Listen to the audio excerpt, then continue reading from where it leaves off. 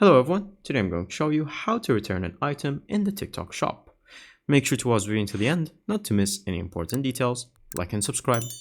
So, to go to the TikTok shop, all you have to do is to go to the top section, or you can go where the friends section is right here, and it's going to be in that place once you enable it. Just make sure that it only works for people who live in the US.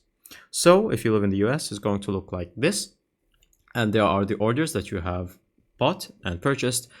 Simply click on the request refund, and so it's going to show you examples or options on why you have chose to refund. So choose whatever you want and click on the reason.